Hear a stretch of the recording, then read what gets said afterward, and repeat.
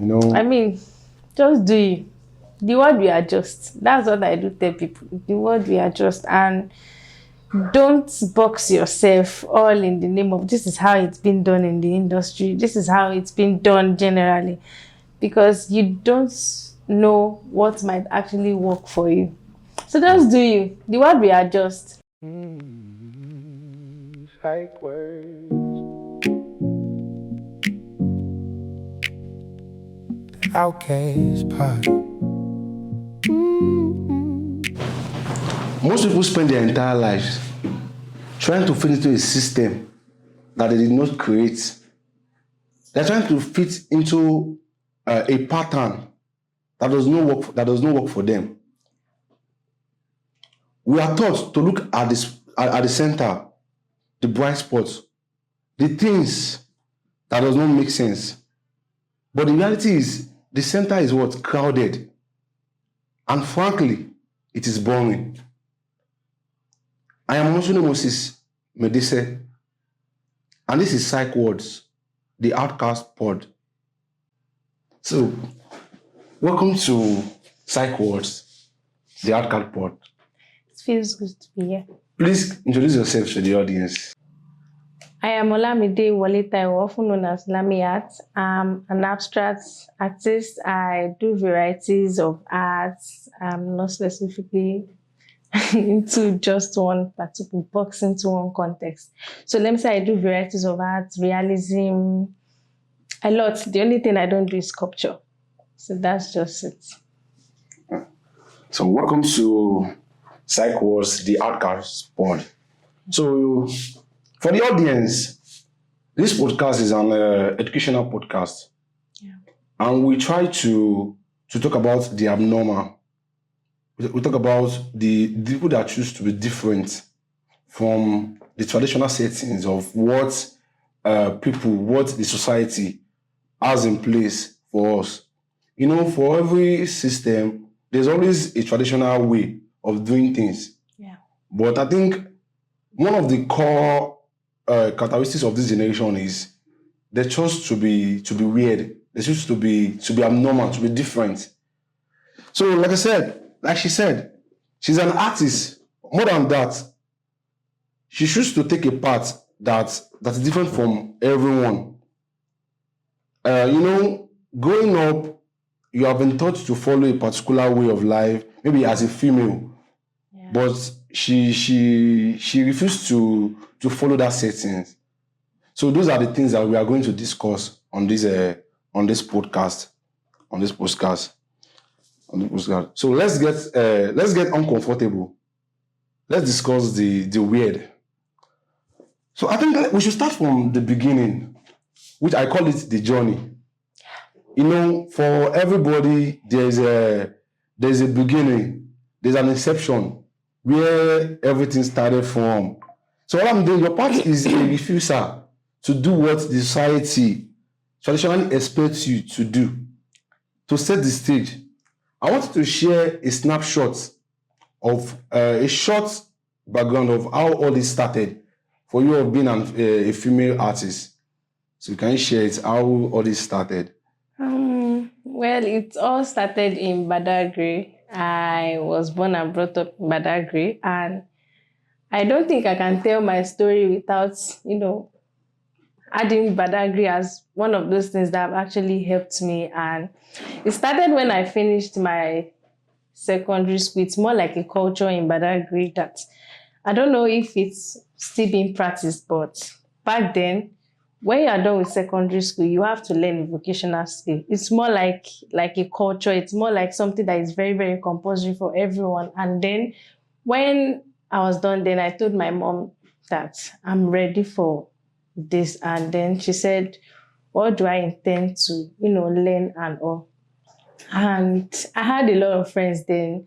Most of them said they wanted to go into hairdressing, tailoring. I mean, the female-dominated skills and all. And then I was like, if there is one thing about me, I don't like following the crowd. And I was like, I felt different, but at the same time, it's what I had passion for. And I told her I wanted to go into the art stuff. And when I told her then, she said, why? Because back then, art is known to be a male-dominated field, unlike now that we have so many female more interested in it. And that was how the journey started. I think that is... Yeah. So I think that takes us to the next question. You know, the moment she asks you that, okay, what do you want to do? Yeah. I think there will be an inspiration for you personally, for you to choose that. So what inspired you to get started in this particular field? Basically choosing the abnormal subject, you know? Okay. Why explore that part? Yes, I wanted to challenge myself, and I wanted to, you know, sometimes there is a path that people follow and it's more like a line, and then we have another opportunity on the other side, and, you know, people are trying to dive into it, but people are still scared. Because back then, there are a lot of parents that would never allow. Even my mom had to refuse at some point, and then I told her that I want to go and do mechanic and all, and then she refused. She said, why the male dominated field and all? And then I took it upon myself like a challenge, and you know, because when I started then, I also had some of my colleagues like that dive into that, what's it called, the part, and they said they wanted to also learn art. And I also saw some other females diving, saying they want to go into barbing system and all. So I feel like I had some people that also inspired back then. It's not just about me. And the fear of going into something that everybody's just going to talk about. Oh, why is she doing? They are male here, this. And that's just it.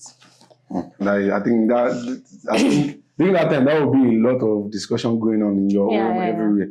So I think, okay, for that, doing that, okay, now, you are now in the arts, and you chose that art, and now you are in it. Yeah. I know that there will be a lot of issues when it comes to there will be a lot of critics from family, the public. Yeah. They will try to fix your vision, or do they try to steer you back towards something more acceptable?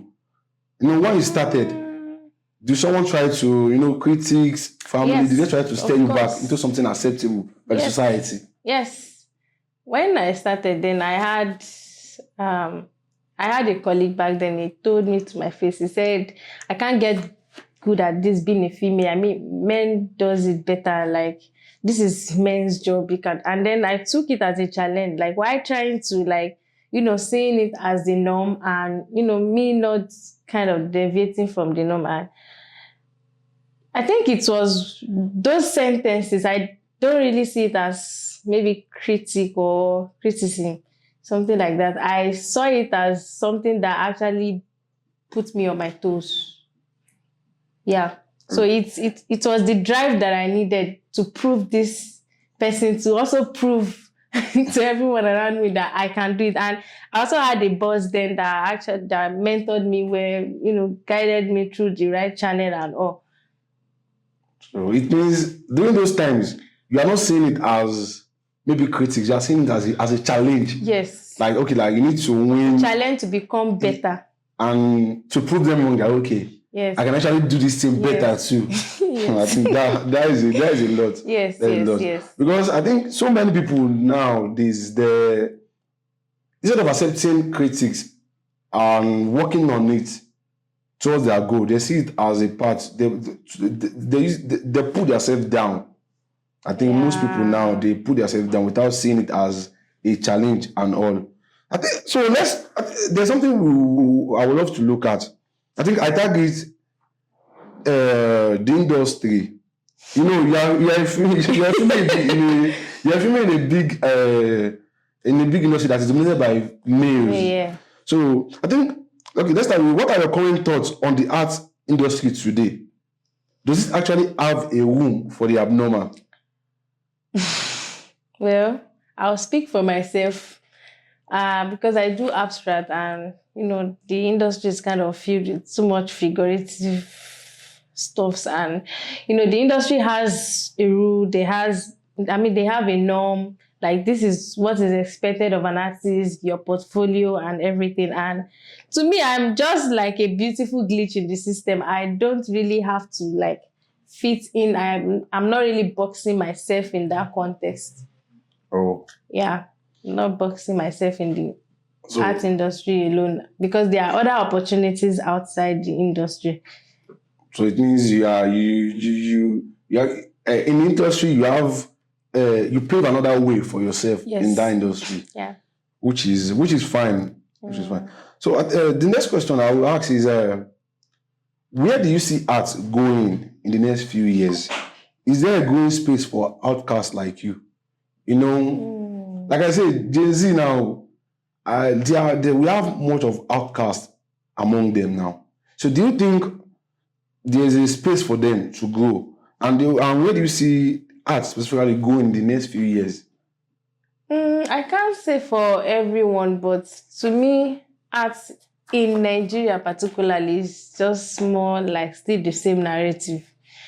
And yes, it's still the same narrative. I don't really think there is room like that for an outcast like that. And it's going to, because I've had people reach out to me telling me they're trying, like they're finding it hard to grow and all of that. So it's a tough one. It's a tough one. So I can't really speak generally on that. On that, Yes. okay. So I think that is because for me, because during the years, art has metamorphosed into different stages. There was a period where we have NFT. That people are actually making art toward NFT. Yes. So I think that phase kindly went down a bit. I think the market is down. Yes, a bit. So there's so much challenges and I think there's dynamics. Yeah, I think the digital artists were taking over too, because we had the digital artists and artists trying to so I feel like in what you are trying to say is maybe artists not getting the flowers and the needed stuffs in that part, because we have a lot of digital artists who also make themselves feel like an artist. Of course, they are an artist. It's just maybe their means of drawing or their mode of it's just their yes. Okay, because their medium. Okay, the medium of drawing is different. Yes. So let me ask this question: if you could force the world to pay attention to one thing, to pay attention to one thing, it's correctly overlooked, what would it be? If you have the opportunity, that power to make the world pay attention to one thing that they currently overlook, what will it be? If I had the power, is for them to deviate from the norm, not following the rules, and them paving way for themselves, especially this time around that we're in this social media era. Yeah. So they should focus more on building themselves, with or without certain things. Okay. Yeah. So that is one thing you didn't want. Yes. Because building themselves. Let's say for example now, maybe a tailor trying to fit into only the industry. I know they have association and all. I feel like with the use of social media and everything, they can actually carve a design that makes them so different from being a tailor. I don't know, maybe it's fashion designing. Being the casual. Yes, staying outside the hair. Something like that. So not just conforming to the norm that this is how it's being practiced, this is how it's being done. I think that is a lot for everybody. Yeah. So I think we just have to find that our niche. Yes. Our niche. And what works for us. Okay. It means what worked for me may not work for you. Yes. So we all have to find our own rhythm, our own. Yes. Yeah, I think. So next question: what topic are you obsessed with right now that make people visibly uncomfortable? What topic? Different people have different tastes, different things, and sometimes my own topic, you may not be comfortable with my kind of topic that I like to talk about. Okay, so something I'm always interested in. Yes, that's it's creativity, art, skill, talent. Okay, yes, but they should, like, sometimes people are not comfortable with some kind of things. Let me say comfortable, but I can't really think of anything. So you can't really think of any topic that you're obsessed with, but people are not really. Not everyone likes art. Okay. For example, not everyone likes art, and sometimes too, I can say everyone likes art because there is, let me say, for example, like abstract painting has its own audience. Realism, so there are some people that like seeing drawings that have nose, eyes, mouth, and hair. So I don't think there's an audience for everything, and I don't think there's anything that is so uncomfortable like that. So for that is for that. So I have something like I call something trash versus treasure. So I think in trash versus treasure, the question there is, what is something society calls trash that you believe is actually a treasure? In that aspect, I feel like society don't reward hard work because it's like trash. I mean, society jumps on things that are trending and things that, sometimes someone that has the value, that has so much thing, like, to offer to the society, and then society makes it look like it doesn't. So that's why some people find their efforts so frustrating. Like, they are not seeing results and all. I feel like that is what society find to be trash, but they actually treasure. So I just hope that society rewards okay, let's say, for example, it is easy for someone with, let me say, BBL or doing all these trending things on the internet to get the fame, to get the attention, other than someone that has been striving to get the attention, and the person is doing something very valuable, and what people can learn from, what people can emulate, and so society does not reward such kind of people. Society reward trend, attention on things that doesn't really matter. I think that is a lot of key points because we have so many people out there that actually hardworking. Yes. They are giving it their all, but they are not getting that visibility. Yes. But someone that is just doing trending things maybe like anything. We don't want to mention, we don't want to mention him or tag anything. So that yes. But we understand that there are people that are actually showing up, doing the work, but they are not getting that result. Yes. Why, on the other hand, we have people that don't make a single effort, and then everything just. That is, I think, that is another thing to look into in the society. So I think in your word, what is the difference between being weird and being wrong? Weird, wrong. Being wrong. Wrong. Being wrong to me is when I have no idea or much knowledge about something from another field. And being weird to me is like you doing something that everyone does not. Or, okay, for example, now if I tell people that I find pleasure in just sitting down by the roadside, watching the car movement and, listening to some music, some people will actually think that how satisfying is this? Like, what does it sound weird? Yes, like it sounds weird to them. And as an artist, sometimes I just want everyone away. Like, I don't want, like, when let me say I can get comfortable with like 2 or 3 people, and then when you're like 10, 15, I may not really get comfortable. And then, people that like party or this may feel like, there's something just weird about this. So to me, that is my own definition of being weird. And being wrong to me is me not having knowledge. Like, let me say a medical doctor is trying to tell me some terms, jargons, and all from their own field. And, me trying to like say this is how it is, then I'm definitely wrong because I don't have much knowledge about their field. The reason for that question is, that term weird and wrong. Sometimes you doing something that is actually weird, some people are going to target wrong. They're going to target it wrong. If you look at this kind of world we are now, some things are weird. But it's not that they're actually wrong, but they're going to target wrong. Wrong.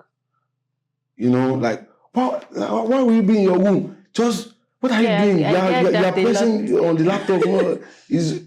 I get that a lot. It's Yeah. kind of weird, but some people see it as wrong, which is not actually wrong. To them, they may be seeing it from the perspective of mental health and something they are really not used to. Yeah. So I think that is the reason for. So I think this question is very important to ask. Okay. What is the most expensive thing you have had to pay emotionally or socially to remain an outcast in your life and work? My social life? I don't have social life. Okay, let's say emotionally. You know, you choose to go to a feed that, okay, this feed is for male. So, you know, and for every thing, for every should I say, for everything you choose, for every action, there's always a consequence, there's always a price to pay. So what is the most expensive thing you have paid emotionally in this to remain an outcast? And I say it's 3 things, because the first one is I don't really have friends. That is number 1 price that I'm paying, like having female friends, especially. You know, for example, now if I'm into that female dominant, I will have a lot of friends. Sure. I will have a lot. Is it that if for example, I'm trying to sew clothes, I will have a lot of female, I want to sew clothes, I want to do this, but my work is male dominated, and you know, me losing a lot of friends and me not having a lot of friends. And then secondly, I protect my peace by, you know, I don't care who is going out of my life, just for me to be able to stay focused, to be creative. And I don't have a social life because time is money. I don't have time to be all over the places. So I think those are those 3 things that I need to, like, though sometimes it affects me that, oh, maybe I don't have a social, but I feel like I just want to be in places that actually inspire me to do more. And then I feel, and all of this can be at the latter. But for now, when you are building something, you have to, like, you know, pay some certain sacrifice. I may have a lot of friends later in future. I don't know. But for now, those are the prices you are paying. Because yes, it might be a distraction to me. And I still have a lot of solid ones in my corner. So these are the prices you have been paying. Yes. To remain an outcast. Yes. Just to remain that abnormal self. Yes. Yeah. Which is it's not actually abnormal, but you're just trying to achieve your goal. Yes. That your goal. There you go. Psychwords.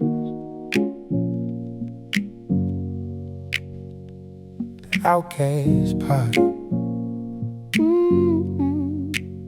Sit down, breathe in. So let's move to the next question. So this question has to deal with misconception and misunderstanding. I think I want to ask, what is the most common polite misunderstanding or misconception people have about your work and what you do? You know, in this space, there are a lot of people that have misconception about what you do. They have misunderstanding about the whole of it, and most especially you're a female artist. Yeah. So let us know, what is that misconception? Well, I don't really care about it, so I don't really get to hear much of it. But the only one I know is the parental factor, like, you know, not even parental factor. Generally, if people don't see evidence, or maybe you flaunting something online, they don't believe you're earning from that thing, and they actually feel like you're on the wrong path and that you're not doing the right thing. So it means they are seeing in another light, like, okay. Yes, their perspective is different from mine. So I don't really have to focus much on their misconceptions, you know. Because if people, okay, it's just like, for example, now you're working, you've been working for like 30, 40 years, people are not seeing evidence, so it means that thing is not working for you. You know, you're just playing. Just playing. But in the reality, you're actually making money from it. Yes. But then their own misconception and misunderstanding about the work. Yes, because not everybody have to be loud, like. You don't have to be loud all the time. That is another point, because I think most this generation, people are loud. Yes, attention is the new the new currency. People are loud. Yes, it's just sometimes it's not about even the attention. It's about attracting the wrong attention. Yes. You know, now there's two types of attention now.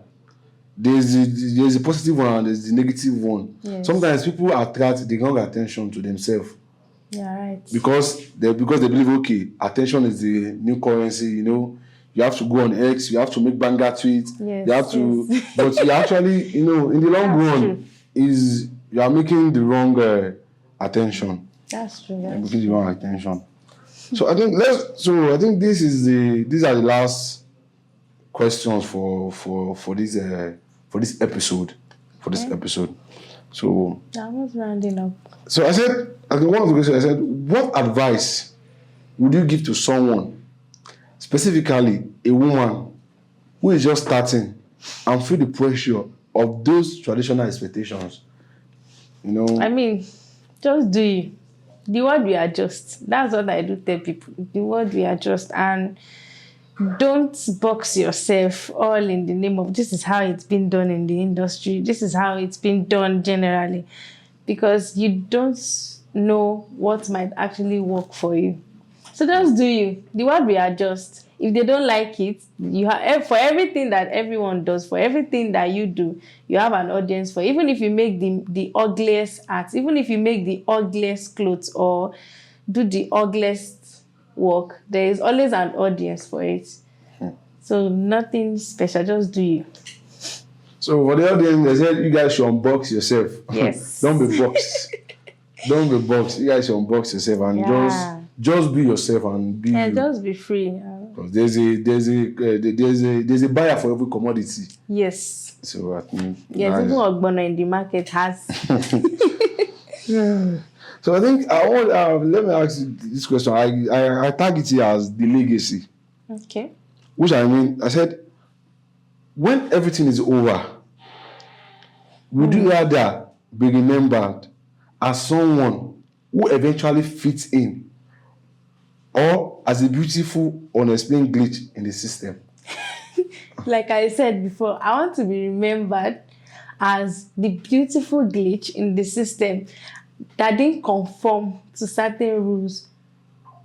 I don't know if you understand what I mean. Like, yes, like when everybody is headed here, I'm headed here. When the crowd goes right, I'm going left.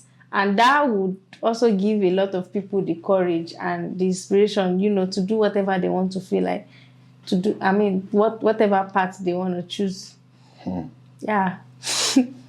So it means we all should try and we should just be that beautiful, unexplained glitch. Yes, just in be that that system. glitch in that system.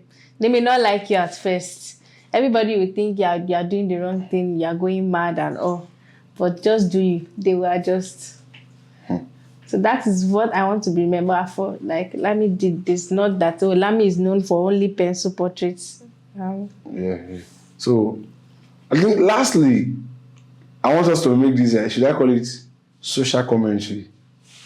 Lastly, I can't call it social commentary. I think in one of my writing, you know, I do newsletter that I write every month on Substack and Medium. So I got something, the concept of limited freedom. I call it the concept of limited freedom. In that particular write-up, I was actually saying for state actors, influencers, celebrity, people that have fame in the society, they have limited freedom to do some certain things in the society. Okay. So my question is, do you think all these people, they truly have a limited freedom? Like limited freedom? Like if you are a celebrity, if you are a state actor, like politicians, president, governors, Public figures. Yes, public figure, pastors. Do you think they have the? Okay, I said they have limited freedom, which means Like they don't want to be seen everywhere. No, they have limited freedom. They can't do what they want. They can't do anyhow because of what the public will say. Exactly, because they are a public figure.